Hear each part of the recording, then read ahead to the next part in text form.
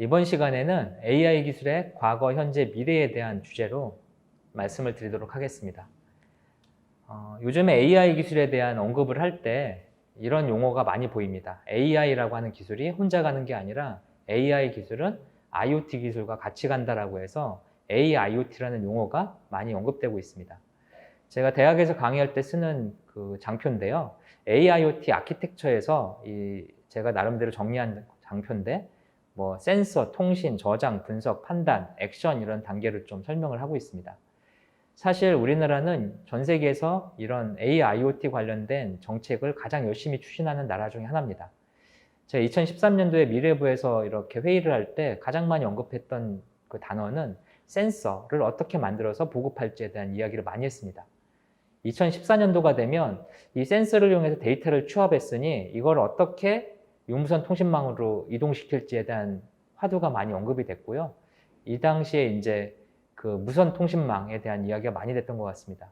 2015년도는 센서를 이용해서 유무선망으로 수집한 데이터를 어떻게 저장할 건지, 이 저장하는 장치로 클라우드에 대한 내용들이 많이 언급됐던 것 같습니다. 2016년부터는 이 저장되어 있는 정보를 이용해서 어떻게 분석할 건지, 특히 한국에는 2016년도에 이세돌과 그 알파고의 대결이 있어가지고 유명해졌는데요. 이런 그 AI에 대한 언급이 2016년도를 기점으로 많이 언급이 됐던 것 같습니다. 2017년도부터 현재까지 이런 다양한 빅데이터 분석에 AI 또는 DT 기술을 적용한 사례들이 언급이 되고 있고 이미 현실 세계에 새로운 형태의 제품들이 보이고 있습니다. 뭐 가장 대표적인 게 우리 TV 광고를 보면 흔히 접할 수 있는 뭐 AI 세탁기, AI 냉장고, AI 에어컨, 그 다음에 여러분들이 갖고 있는 스마트폰의 음성 인식이나 이런 AI 기술들이 다 이미 들어가 있는 걸 아실 수 있을 것 같습니다. 현재 이런 AI를 이용한 기술 중에 가장 화두가 되는 기술들은 무인 자동차 관련된 기술들이고요. 지난 몇 년 전부터 전 세계에서 가장 유명한 가전제품 전시회였던 CES 쇼에서는 가전제품 대신에 자동차 회사들이 많이 등장을 했고요. 이 자동차 회사 회장들이 와서 첫 마디 하는 게 스마트 시티라는 아주 거대 담론을 많이 이야기했습니다. 지금 현재 우리가 인생에서 사는 가장 비싼 제품들 중에 그 두 번째로 비싼 게 일반적으로 자동차인데요. 이 자동차가 이 AIoT 제품으로서 가장 큰 변화의 중심에 서 있습니다. 우리 주위에 이미 그 테슬라 그 전기자동차가 많이 다니는 걸 볼 수가 있는데요. 이런 것들이 곧 대규모로 시장에 보급이 되면서 새로운 혁신의 시대가 열릴 것으로 생각이 되고 있고 우리 인생에서 가장 비싸게 사는 이런 주택이나 이런 부분에 있어서도 이미 다양한 형태의 기술들이 도입되고 있습니다. 그래서 이런 기술들이 어떻게 가고 있는지를 좀 볼 필요가 있는데요.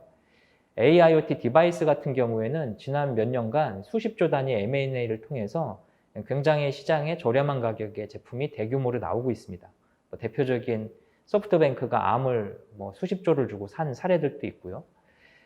네트워크 인프라 같은 경우에도 지난 몇 년간 수많은 얘기가 됐지만 요즘에는 이게 아주 쉽게 언급할 수 있습니다. 통신사들이 요즘에 5G 광고를 굉장히 많이 하고 있는데요. 이 네트워크 인프라는 지금 5G로 다 통일돼서 언급이 되고 있고요. 지난 몇 년간 저장에 관련된 글로벌 저장에 관련된 이런 스탠다드에 대해서도 언급이 많이 됐지만 이미 우리는 클라우드 세상에 살고 있습니다. 전 세계 데이터 센터를 갖고 있는 글로벌 서비스망의 클라우드 서비스 업체들이 이 시장에 들어와 있고요.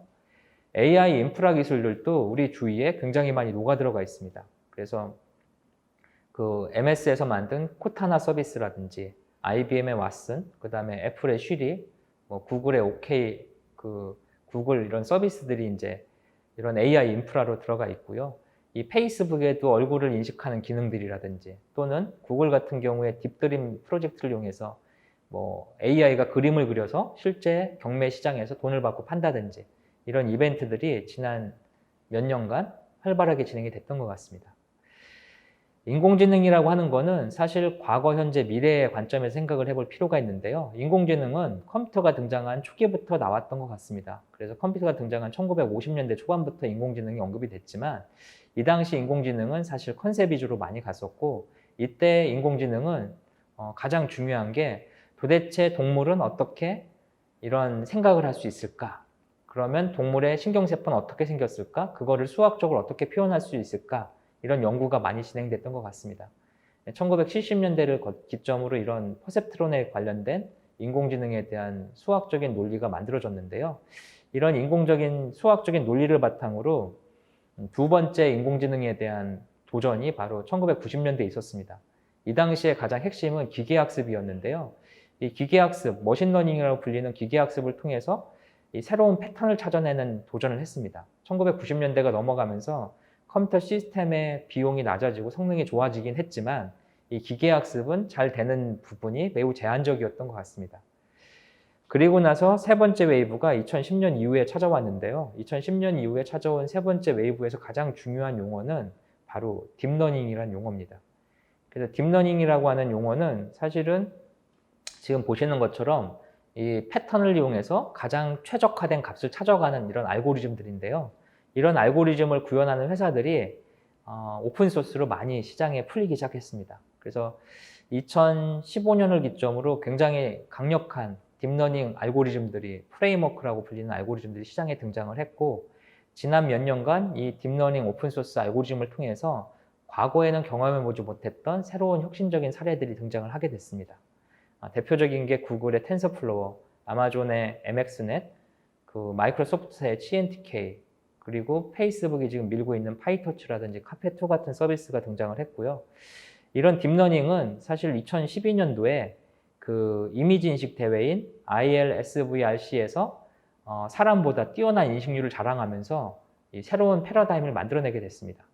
이 천여 개 카테고리에 있는 100만 장의 이미지를 인식하는 그런 경진대회에서 2011년도에 75% 인식률이 딥러닝을 적용하면서 84.7%로 올라가고 현재는 이 인식률이 97%를 넘어서고 있습니다.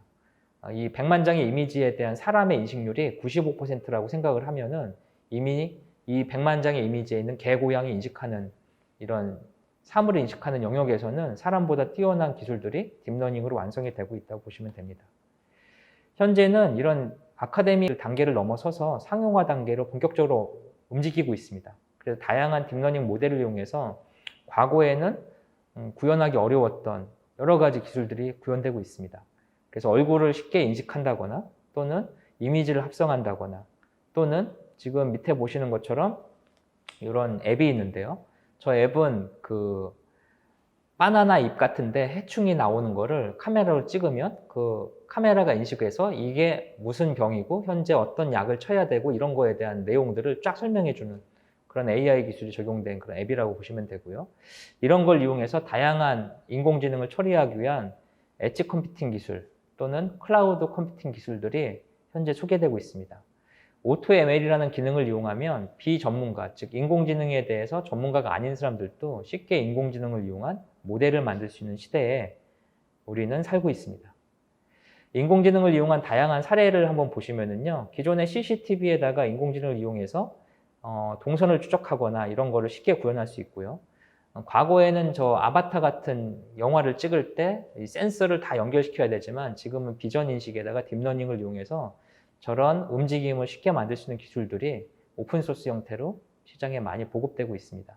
이외에도 그 글로벌 플랫폼 업체인 MS, 아마존, 구글 같은 회사들은 인공지능에 관련된 다양한 기술들을 오픈 API 형태로 제공을 하고 있기 때문에 이런 걸 이용해서 다양한 시도를 할 수 있는 시대가 된 것 같습니다.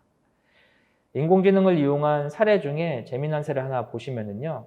지금 이 그림이 뭘 의미하는지 한번 생각해 보시죠. 저 윌리를 찾아라, 한국말로 뭐 왈도 찾아라 이런 게 있는데 저런 거를 찾을 때 AI를 이용해서 쉽게 구현할 수 있습니다. AutoML이라는 기술을 이용해서 원리 이미지를 갖다가 저렇게 학습을 대량으로 시켜놓으면 그리고 사물 인터넷, 뭐 라즈베리 파이나 아두이노 같은 사물 인터넷 기술을 이용해서 이 모델을 적용해 줄 수 있다면 저런 윌리를 찾아라 같은 이런 프로젝트를 뭐 초등학생도 쉽게 구현할 수 있는 시대에 우리는 살고 있습니다. AI를 이용한 음성 서비스 변화를 생각해 보면 이런 AI 기술이 우리 삶에 곧 대규모로 적용될 수 있는 것을 파악할 수 있습니다. 과거에 음성 인식하면은 뭐 아주 그 어색한 형태의 TTS 또는 STT 이런 기술들이 있는데 이런 기술들을 이용해서 현재 챗봇이 다양하게 응용되고 있습니다. 뭐 우리 은행 사이트라든지 쇼핑몰에 챗봇을 이용한 고객 응대 서비스들이 많이 활성화되는데 이런 음성 인식과 챗봇 이용한 음성봇 서비스도 지금 많이 활발하게 연구되고 있습니다. 여기에 문맥을 파악하고 마치 사람처럼 행동할 수 있는 AI 기술을 붙인 다양한 서비스가 시장에 곧 등장할 것으로 예상을 하고 있습니다. 이런 AI 서비스를 이용해서 가상의 나의 파트너를 만들어줄 수도 있고요. 그 다음에 시니어를 위한 어떤 솔루션을 만들 수도 있고요. 뭐 쓰레기 무단 투거라든지 또는 어린아이를 잃어먹는 이런 부분에 대해 적용할 수 있는 기술들도 다양하게 만들어지고 있습니다. 뭐 CCTV를 이용한 범죄자 동선 추적 관련된 부분들은 이미 다양한 분야에서 활발하게 적용되고 있습니다. AIoT 플랫폼 전쟁이라고 제가 키워드를 잡아봤는데요. 우리가 앞에서 살펴봤던 웹의 시대에서 기술자의 시대와 그 다음에 비즈니스 시대를 생각했을 때 가장 중요한 키워드는 바로 누가 플랫폼을 제공하는지였습니다. 국내는 네이버, 글로벌은 구글이었죠. 그 네이버라는 플랫폼은 굉장히 중요한 의미를 갖는데요. 예를 들어서 제 와이프 같은 경우에 그 고구마를 굉장히 좋아해서 저는 고구마를 사야 되는 의무가 있는데 제가 해남 고구마를 어떻게 구입하냐면 네이버에다가 해남 고구마 이렇게 검색을 하면은 네이버 쇼핑이 저한테 해남 고구마를 추천해 줍니다. 근데 이게 왜 중요하냐면 해남 고구마를 만드는 그 링크를 타고 들어가면 수십 년 동안 농사를 지은 농부를 만날 수가 있습니다. 그러면 저는 거기서 구매를 하고 그 다음날 받고 고구마가 맛있어요 하고 다시 댓글을 달면서 이 새로운 형태의 유통을 경험할 수가 있게 되는데요. 이 기존에 우리가 알던 네이버라고 하는 플랫폼은 그 해남에서 농사 짓는 비전문, IT를 이해하지 못하는 사람들도 비즈니스 할 수 있는 기회를 만들어주는 플랫폼 효과를 일으켜주는 거죠. 애플과 구글이 만든 앱스토어 컨셉도 역시 마찬가지입니다. 이 기존에는 앱을 만들어서 해외로 수출하기 위해서는 굉장히 어려운 프로세스를 밟아야 되지만 지금은 사실 앱스토어에다 등록만 하면 전 세계 수백 개 나라에 한 번에 출시할 수 있습니다.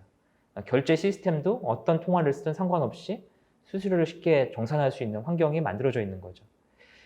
사물 인터넷 시대에서 가장 중요한 것도 역시 마찬가지인데요. 사물 인터넷 시대에는 기본적으로 현실 세계를 가상의 세계에 끌어올려야 되기 때문에 첫 번째로 중요한 게 바로 플랫폼 중에 그 중에서도 가장 중요한 클라우드 기술과 그리고 이 빅데이터를 쉽게 분석해서 추론할 수 있는 AI 기술이 필요한데 이 시장에 벌써 글로벌 리더들이 명확하게 등장하고 있습니다. 그래서 대표적인 회사가 구글 클라우드 플랫폼인 GCP, 그 다음에 아마존의 아마존 웹 서비스인 AWS, 그리고 마이크로소프트사의 애저 클라우드 서비스가 이미 명확하게 시장을 선점을 하고 있고요.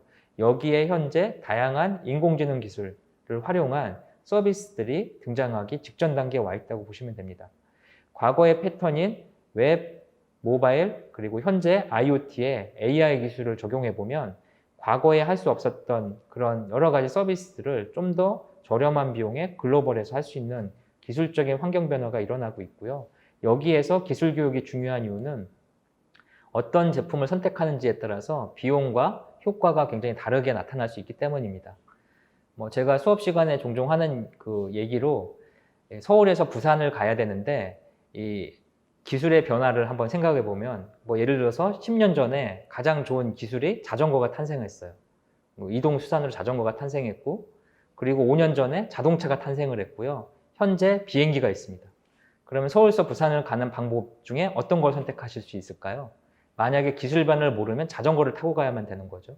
기술 변화를 안다면 현재 우리 입장에서 가장 효과가 좋은 걸 선택할 수가 있게 되는데 이런 4차 산업혁명, 특히 AI의 영역은 가장 최신 기술이 바로 현재 기술입니다. 그래서 이런 기술 변화가 빠르기 때문에 이런 기술 변화의 흐름에 대한 이해가 많이 필요한 영역이라고 볼 것 같습니다. 지금까지 AI의 과거, 현재, 미래에 대한 그런 이야기를 간단하게 말씀드렸습니다. 매직이코 최재기였습니다.